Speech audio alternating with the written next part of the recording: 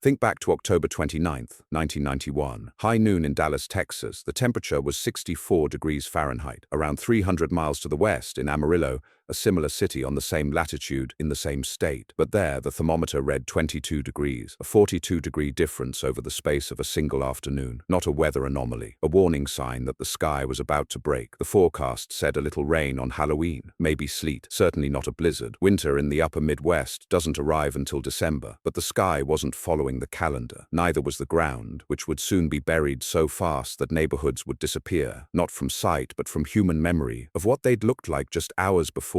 This is the story of how Halloween 1991 became the day winter came early, killed at least 22 people, trapped thousands in their cars, left 80,000 homes without power for a week, and cost over $63 million in utility damage alone. It's the story of a meteorological collision that shouldn't have happened, and when it did, nobody in the upper Midwest was ready. It was Thursday, October 31st, Halloween morning. In Minneapolis and St. Paul, temperatures had climbed into the low 30s. The forecast called for rain. Cold rain, yes, but rain. David Weirstad, Sr., stepped into his backyard in North St. Paul, Minnesota, at around 8 a.m. He was a weather observer for the National Weather Service, had been tracking atmospheric conditions since he was 12 years old, and monitoring this specific location continuously since 1961. That's 30 years of reading barometers, recording temperatures, noting wind speeds. 30 years of seeing the sky tell stories before the sky told them to anyone else. His barometer that morning read 30.56 inches of mercury, normal, stable. Weirstad logged the number. He had no idea he was witnessing the calm before a pressure drop that would become legendary in upper Midwest weather history. Across the Twin Cities, the Minnesota Twins were still glowing. Just 2 days earlier, on October 29th, the city had hosted a World Series victory parade, the Twins' second championship in 4 years. Hundreds of thousands of people crowded downtown Minneapolis and St. Paul. It was chilly, 32 degrees, but the snow came only as confetti. People wore jackets and smiled. Children waved. Normal autumn. By that morning of October 31st, life was resuming. Kids were preparing costumes. Schools were planning trick-or-treat dismissals. Weatherman Paul Douglas, a respected meteorologist whose column appeared in the Minneapolis Star-Tribune, had noted in his morning piece that a warm front was rising from the south. He predicted snow, but he predicted light snow, a dusting, an inconvenience maybe, not a catastrophe. At the National Weather Service office in Minnesota, forecasters issued a winter storm watch at 4 a.m. The watch predicted snow, up to a foot, they said, 1 foot, possibly heavy, but still within the realm of manageable. They were preparing people for an autumn snowstorm, not for what the atmospheric models were about to unleash. News helicopters weren't warming up. Disaster preparedness wasn't kicking into high gear. The mayor wasn't checking his emergency protocols. No one knew what was coming because the weather models had missed it, or rather, they'd caught part of the signal but couldn't yet decode the full message. To understand what was about to happen, you need to understand what had already happened, 3,000 miles away and across a border. In early October 1991, a block of Arctic air had pushed down from Canada, not the usual kind of cold, the kind that arrives in January or February when it's expected. This was premature cold, extreme. While Texas was enjoying temperatures in the 80s, Montana and Wyoming were locked in sub-20-degree readings. That's not a difference. That's a war between two air masses. The contrast was stark, meteorologically almost impossible, and yet both real. A cold front had formed along the Texas border early on October 28th, and it had begun its march eastward. But by the morning of October 29th, something unexpected happened. The front stalled, it slowed down. It didn't keep racing east toward the Atlantic as cold fronts usually do. Instead, it just sat, hovering near the Mississippi River Valley, almost as if something was holding it in place. And something was. 2,000 miles away over the Atlantic Ocean, a storm system was developing. By October 28th, it had organized into Hurricane Grace. It strengthened. By the 29th, it was moving northeast from Bermuda as an extratropical cyclone, no longer a tropical system, but a powerful upper-level, low-pressure system. This hurricane, the remnants of it, was moving inexorably northward. It would later collide with a nor'easter forming off the Atlantic coast. The collision would produce the perfect storm, the one that would inspire the 1997 book and 2000 movie starring George Clooney. But that storm was 200 miles away. Nobody in Minnesota was watching the Atlantic. What they didn't understand, what the models were only beginning to grasp, was that the perfect storm wasn't just a problem for the East Coast. The perfect storm, by existing, was blocking high-pressure systems that normally push cold fronts eastward across the country. The high-pressure dome over eastern Canada was reinforcing that blockade, and as a result, that cold front stalled. It got stuck. The moisture-rich air flowing north from the Gulf of Mexico had nowhere to go except directly into that stalled cold air. Meteorologically, the convergence was textbook perfect, the kind of alignment that NOAA meteorologist Robert Case would later describe as occurring only once every 50 to 100 years. By October 30th, low-pressure development had begun over southeast Texas. The moisture from the Gulf of Mexico was being funneled northward. It was meeting the wall of Arctic air, and it was beginning to spin. Forecasters called it a low-pressure system. They predicted snow. They had no idea they were watching the birth of a convective monster. The snow began falling in southern Iowa during the afternoon of October 30th, light precipitation, consistent with predictions. But by early evening on October 31st, Halloween, something was wrong. The snow wasn't stopping. It wasn't slowing down. It was accelerating. In the Twin Cities, the first snow was reported at approximately 11:30 a.m. on Halloween. That was 3 hours earlier than predicted. The forecast had called for afternoon precipitation. The snow had arrived at late morning. It was already a red flag. By mid-afternoon, the Twin Cities was receiving more snow than weather services had projected for the entire 24-hour period. Not inches, not the kind of snowfall you clear from your driveway before dinner, the kind that makes you realize the forecast was catastrophically wrong. At his home in North St. Paul, David Weirstad stepped outside, hour after hour. Every 60 minutes, he was back in his yard with his instruments, measuring the accumulation. 1 hour, X inches. 2 hours, X plus more. 3 hours, impossible numbers. By 6 p.m., he'd recorded 4 inches, more than half the daily forecast, in the first 7 hours. By midnight, by the stroke of Halloween turning into November 1st, his gauge showed 8.2 inches, not in the Twin Cities area. At his specific location, his barometer, meanwhile, had plummeted from 30.56 to something lower. The pressure was dropping fast. At Twin Cities International Airport, the official recording station confirmed the astonishing total, 8.2 inches on October 31st alone. That was more snow than had ever been recorded on any October 31st in the airport's history. More snow than the entire month of October typically saw. It broke a record set in 1954 by 7.8 inches. But more important than the record, more important than the historical footnote, was the velocity of the snow. It wasn't just falling, it was piling, fast, too fast. By the morning of November 1st, the Twin Cities had already received more snow than the entire forecast had called for, and the storm was just getting started. In the south, the precipitation was different. In southern Minnesota and Iowa, the snow was mixing with rain. The collision between the Arctic air and the warm, moist Gulf air was creating a layer where snow and rain and sleet and freezing rain were all happening at once. By mid-morning on Halloween, southeast Minnesota and eastern Iowa were reporting a mixture. Snow on bottom, sleet in the middle, freezing rain on top. 1 to 3 inches of ice began forming in Iowa, 2 inches in some locations, 3 inches in others, on top of 8 to 15 inches of snow. The weight became consequential. Trees that had been bare since late autumn suddenly had to support the burden of half an inch of ice coating every branch. Utility poles designed to carry electrical wires now had to carry ice-encased wires. The copper or aluminum beneath the sheath of ice grew heavy, heavier than the infrastructure could bear. At 2 a.m. on November 1st, the first major power outage was reported in Iowa, then another, then another. The downed lines didn't just knock out power, they fell across highways, they blocked roads. Interstate 35 was closed by fallen power lines. Other highways followed. The National Weather Service, watching this unfold in real time, sent an urgent message. Blowing snow was hampering travel by restricting visibilities and dumping snow back in freeway entrance ramps and other areas. Travel should be avoided unless absolutely necessary. But by then, it was too late for thousands of people already on the road. Mark Kowalski was a 37-year-old insurance adjuster from Rochester, Minnesota. On October 31st, he was driving north on Interstate 90 toward the Twin Cities for a business meeting scheduled for November 1st.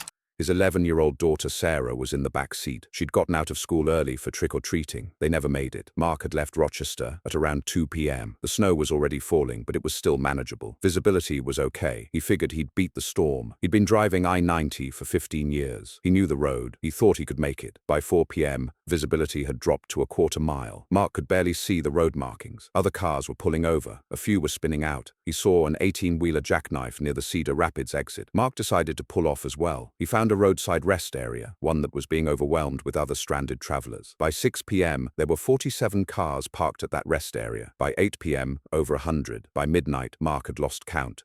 Some people were sleeping in their cars. Others were huddled inside the small warming hut, standing shoulder to shoulder with strangers. Sarah was curled up in the back seat of Mark's Toyota, wearing Mark's jacket, eating the last of the Halloween candy they'd purchased before leaving. The wind outside was gusting to 40 miles per hour. The temperature had dropped to 15 degrees. Mark kept the engine running. Fuel wasn't the concern. Survival was. He let the car idle. He didn't turn the headlights off. If a plow came through, he wanted to be visible. No plow came through. Not that night. The roads were too treacherous. The snow was coming down at rates that overwhelmed the equipment. Forecasts had called for 6 to 8 inches. Actual snowfall was approaching 20 inches by midnight. The plow trucks couldn't keep up, and the wind was undoing their work anyway. As fast as crews cleared the highway, the wind was refilling it. By 7 a.m. on November 1st, Mark still hadn't moved. His gas tank was nearly empty. Sarah had stopped asking when they could leave. Mark turned off the engine to conserve fuel and wrapped both of them in blankets. The temperature inside the car dropped. He kept the heater off, cracking the window just enough for air. He was terrified, not of dying, not consciously thinking that word, but of the alternative. What if he ran out of gas? What if they needed heat? He had a child in his car. The responsibility was crushing. Around him, other stranded drivers were experiencing the same fear. A state patrol car pulled in around 8 a.m. The trooper had driven slowly, deliberately,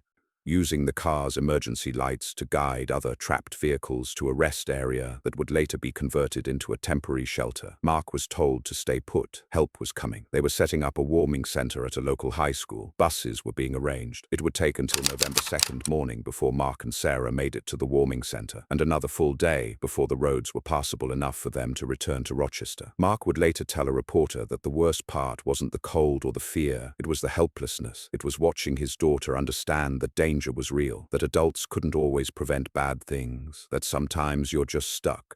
November 1st, 1991, 4 a.m. The low-pressure system, which had been organizing over Texas, had moved into western Illinois. By 8:01 a.m., it had intensified dramatically. Meteorologists measure pressure in millibars. Normal pressure at sea level is 1,013 millibars. The system's central pressure had fallen to 984 millibars, a drop of 29 millibars. More than that, in the 24-hour period from October 31st to November 1st, the pressure had fallen 24 millibars. That's rapid deepening. That's a system organizing itself at explosive speed. But David Weierstad, in his backyard in North St. Paul, wasn't thinking about millibars. He was thinking about what was in front of him. His barometer read 29.48 inches of mercury, a drop of more than an inch in less than 36 hours. He would later compare it to the Armistice Day blizzard of 1940, one of the deadliest storms in Minnesota history. But back then, he noted to reporters, you didn't have warnings, you didn't have radar. By 4 a.m. On November 1st, the snow had begun to intensify across the Twin Cities. But the real period of maximum intensity, the peak of the storm, wouldn't arrive until later in the morning. Between 4 a.m. and 9 a.m. on November 1st, the Twin Cities received over a foot of snow in 5 hours. Not spread out, concentrated, intense. The rate of accumulation had reached nearly 2.5 inches per hour, more than an inch every 20 minutes. By 8 a.m., over 18 inches had fallen since the previous morning. The National Guard was already mobilizing. Governor Anna H. Carlson declared a state of emergency in Freeborn and Mower counties by 10 a.m. The National Guard Armory in Albert Lea was being converted into a shelter for stranded motorists. So was a local mall. By midday, both facilities were filled to capacity. A 180-mile stretch of Interstate 90, from the South Dakota border all the way to Rochester, was closed. Not suggested closure, full closure. Roadblock status. Interstates 35 and 29 were closed in Minnesota and northern Iowa. The highway system that connected the upper Midwest was becoming a ribbon of abandonment. To the north in Duluth, something remarkable was happening. The snow was falling with such intensity that by midday, November 1st, locals later recalled that visibility was near zero. Thundersnow was occurring, that rare condition where a thunderstorm develops within the snow cloud itself. off. The electrical charge from the thunder echoed off the falling snow, producing a disorienting, almost otherworldly effect. Lightning illuminated snow. Thunder rolled through whiteout conditions. It was happening at 11 a.m.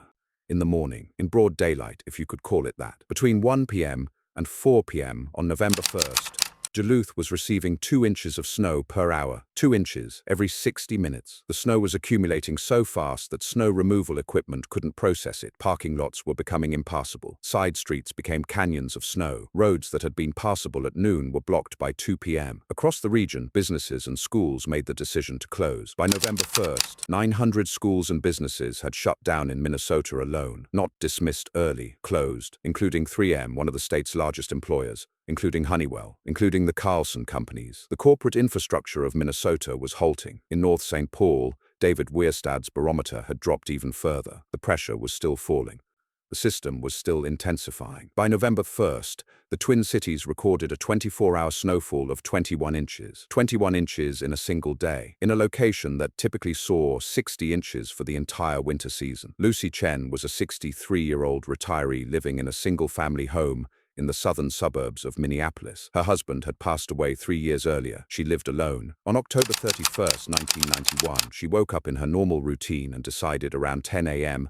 to walk to a nearby grocery store to pick up a few items. The snow had already started. Lucy grabbed a coat and walked the 6 blocks. The store was warm, familiar. She shopped for about 45 minutes. When she came out, the world had changed. The snow was now falling at a rate she'd never experienced. Visibility was maybe 50 feet. The wind was picking up.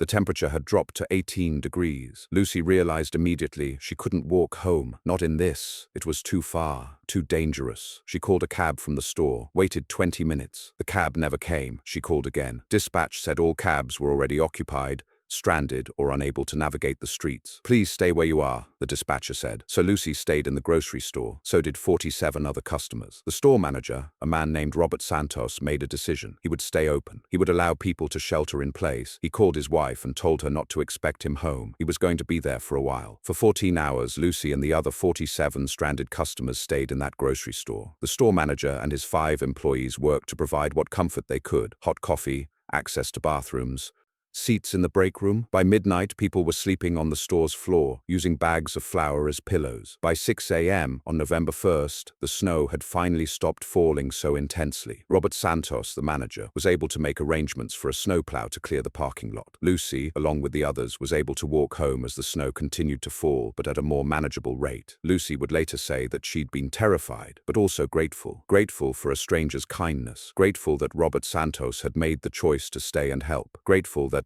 in a moment of crisis, humanity had shown up, but not everyone had been so lucky. By 6 p.m. on November 1st, something dramatic occurred. The precipitation changed. The snow, which had been heavy and wet and dense, suddenly became drier. The wind, which had been gusting to 40 mph, intensified to 50 and then 60 now. The reason: the cold air behind the low-pressure system was arriving. As the system moved north and weakened over Michigan, the Arctic air that had been building behind it was released. It poured southward from Canada. Temperatures that had hovered in the 20s and teens during the snowfall suddenly plummeted. In Bismarck, North Dakota, the temperature sank to 10 degrees Fahrenheit on October 31st, setting a record low for that date. The previous record had been 6 degrees, set in 1971.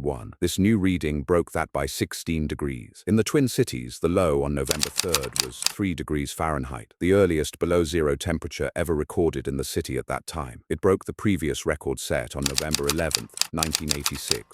The Arctic air spread as far south as Chicago, where temperatures dropped to 11 degrees on November 4th, as far south as Nebraska and Colorado. The cold covered a region 800 miles wide. But the cold wasn't just numerically severe, it was consequential. With temperatures now below zero, the snow removal process became nearly impossible. The wet snow that had fallen during the precipitation had frozen into a crust. Equipment designed to plow pavement couldn't handle the ice. Snowblowers in the metro area quickly sold out. Residents were waiting days to get their hands on one. Many were forced to shovel by hand. An estimated 100,000 to 120,000 people experienced power outages from October 31st through November 2nd. In some rural areas, particularly in southern Minnesota and Iowa, residents were without power for up to a week.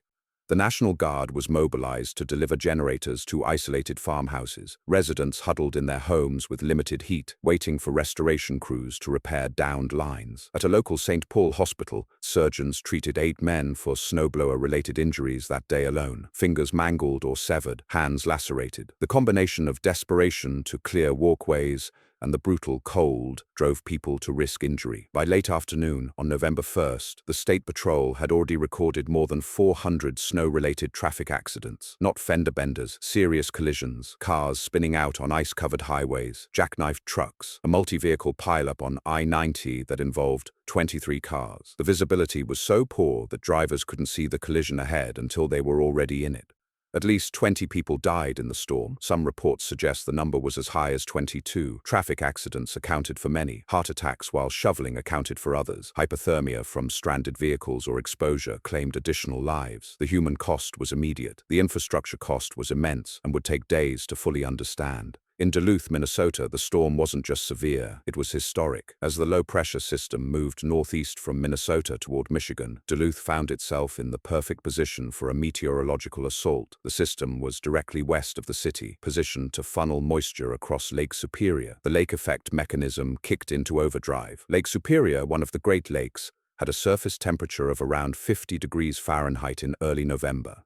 The Arctic air moving over the lake's relatively warm water created an instability, a temperature difference that the atmosphere wanted to reconcile. The result, an engine of snow production. From late afternoon on November 1st through early afternoon on November 3rd, Duluth experienced 72 consecutive hours of snowfall, not intermittent, not with breaks, continuous snow for 3 days straight. The rate of accumulation was staggering. During a 3-hour period between 1 p.m. and 4 p.m. on November 1st, 2 inches of snow fell every single hour. At times, the visibility dropped below a quarter mile. Thundersnow continued to roll through the afternoon. The electrical discharges in the snow clouds illuminated the whiteout conditions with an eerie, almost alien quality. On November 1st alone, Duluth recorded 24.1 inches of snow, a 24-hour record that still stands 35 years later. But November 1st was only the first day. As the snow continued on November 2nd, totals mounted. By the time the system finally moved away and the snow stopped on November 4th, Duluth had accumulated 36.9 inches. 36.9 inches in a single storm event. For context, Duluth's average snowfall for the entire month of November is around 15 inches. This storm had more than doubled November's typical monthly snowfall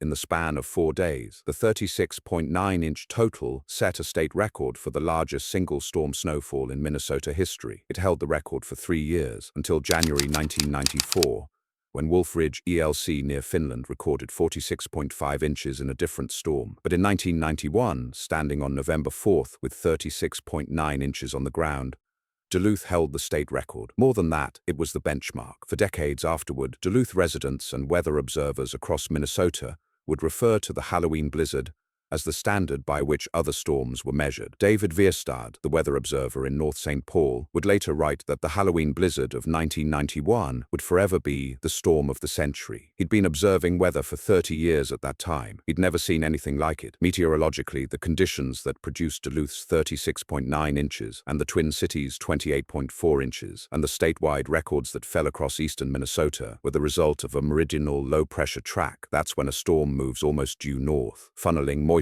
northward where it can interact with cold air, producing snowfall rather than rain. It's climatologically favorable for extreme winter snow, but in October it's nearly unheard of. By November 3rd, as the snow finally stopped and the sun broke through the clouds, people across the upper Midwest began the process of digging out, and that's when they understood the true scope of what had happened. On November 4th, 1991, a Monday morning, the storm had passed, the snow had stopped, the temperature had fallen to around 0 degrees, the wind was dying down, and across Minnesota, Iowa, Wisconsin, and Michigan, people emerged to understand the magnitude of what they'd endured. The damage was measured in multiple currencies. In human cost, at least 20 deaths attributed directly to the storm. Some sources reported 22. 8 people in St. Paul alone had severed fingers from snowblower accidents. Hundreds of traffic accidents had been recorded, over 100 people injured across the entire affected region. Despite the blizzard, despite the closure of schools and businesses, despite the power outages and road closures, the systems that kept civilization running had not fully broken. Metro Transit buses in the Twin Cities kept running until 8 p.m. on Friday, November 1st. The Twin Cities airport stayed open until 10:30 p.m. and reopened to reduced operations early Saturday morning. About 60% of mail carriers in the metro area reported for duty on Friday. State offices remained open except for the legislature. County buildings remained open. Hospitals operated. Police departments operated. The city, despite the snow, had not stopped. And more than that, there was community. All across the Twin Cities metro area and throughout Minnesota, thousands of people with snow shovels and snowblowers dug out their neighbors. Strangers were helped. Elderly residents were rescued from their homes. Cars were pulled from snowbanks. Food was shared. Warmth was provided. It was, MinPost later wrote, how tenaciously normal life resisted the storm. By Monday morning, November 4th, the Twin Cities had already begun normal operations. Offices reopened. Schools reopened. Life returned to its rhythm, but the memory didn't fade.